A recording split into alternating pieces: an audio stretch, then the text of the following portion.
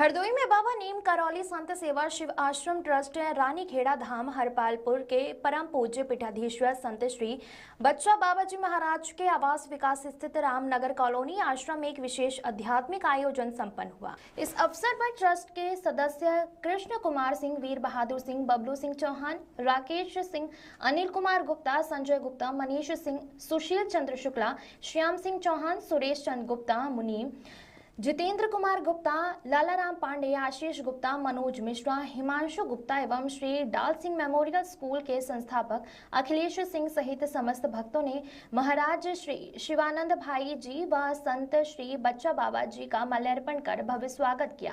RR inter college में चल रही श्री राम कथा के अंतर्गत वृंदावन धाम वासी कथा व्यास शिवानंद भाई जी महाराज आश्रम पधारे। उन्होंने आश्रम में विराजमान भगवान शंकर का वैदिक विधि विधान से पूजा अर्चना किया। महाराज श्री ने शिव स्तोत्र का पाठ करते हुए जय शिव ओमकारा स्वामी हर शिव ओमकारा की मंगल आरती गाई, जिससे पूरा वातावरण भक्तिमय हो गया। इस अवसर पर शिवानंद भाई जी महाराज ने मर्यादा पुरुषोत्तम भगवान श्री राम के जीवन से संबंधित एक महत्वपूर्ण प्रसंग का भावपूर्ण वर्णन किया, जिसे सुन उपस्थित श्रद्धालु भाव विभोर हो उठे। उन्होंने श्री राम के आदर्शों को जीवन में अपनाने का संदेश देते हुए कहा कि धर्म, सत्य और कर्तव्य पर चलना ही श्री राम की वास्तविक भक्ति है। हरदोई से अखिलेश सिंह की रिपोर्ट। रचने वाला रावण ही है, शिव तांडव स्तोत्र रचने वाला रावण ही है, कैलाश उठाने वाला रावण ही है। तो कौन सा एक गुण ज्यादा है जिससे रावण पराजित हो गया? तो कहा वो समुद्र के किनारे दो वनवासी बैठे, वहां चली जाओ। मंदोदरी गई, राम जी समुद्र की तरफ मुंह करके बैठे थे, पीछे पीठ थी। तो राम मंदोदरी जैसे गई, उसकी परछाई पानी में पड़ी। राम जी जान गए कोई आया है, खड़े हुए, तुरंत मंदोदरी को प्रणाम किया। मंदोदरी ने आई अपना परिचय दिया तो राम जी शोक व्यक्त करने लगे। तो मंदोदरी कहती है कि शोक प्रकट करने नहीं आई, मैं जानने आई हूँ कि वो कौन सा गुण तुम में ज्यादा है जो मेरे पति को पराजित कर पाया। तो राम जी ने कहा जान गई? बोले हाँ जान। कहा क्या जाना? कहा कि एक मेरा पति है जो परस्त्री का हरण करके लाता है, और एक राघव आप है जो परस्त्री की परछाई भी पड़ी तो उठ करके प्रणाम करना चाहिए। राम का रामत्व आज राम राज्य की बहुत ज्यादा आवश्यकता है। समाज में हमारे धर्म की आवश्यकता है।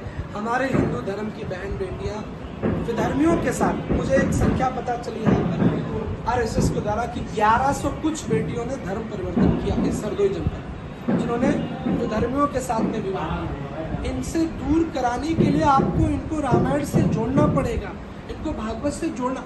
आपको लगता है कि इससे कुछ नहीं होता, बहुत होता है। जब बच्चे कथा सुनते हैं, कथा छनेन बालानाम नीतिस्तदि कथ्यते, जैसे कच्चे घड़े पर लकीर डाल दो ना, पकाने के बाद बन जाती है, ऐसे कथाएं लकीर डालने का। तो छोटा सा बच्चा था, उसने कहा आप घर चलो। तो मैंने कहा आप जाते हो कथा में? ये खड़ा। उसने कहा रोज जाते हैं। उसने कहा हम जाते हैं। उसने घर चलने का निमंत्रण क्यों दिया? क्योंकि वो धर्म से जुड़ा है। कई जगह मैं ऐसे भी जाता हूँ कि बच्चे मोबाइल चलाते रहते हैं, एसी में पड़े हैं, मम्मी कहती है महाराज जी आए पैर छू ले, तब निकलते हैं। तो ये संस्कार कब आएंगे? जब हम धर्म, रामत्व, राम राज्य से जुड़ेंगे। तो आप सभी से निवेदन है, बहुत कथा तो मैं आपको वही सुनाऊंगा, आप सब लोग वहाँ पधारिए और अपने पड़ोसी परिवारजन को लाइए। इस कथा का उद्देश्य सनातन संस्कृति संस्कार को समझना है। यहाँ हम बहुत ज़्यादा आपको ये नहीं बताने आए कि उन्होंने ये किया ये किया। राम के जीवन से हमें क्या शिक्षा मिलती है, इस पर आधारित 11 दिवसीय एक कथा है।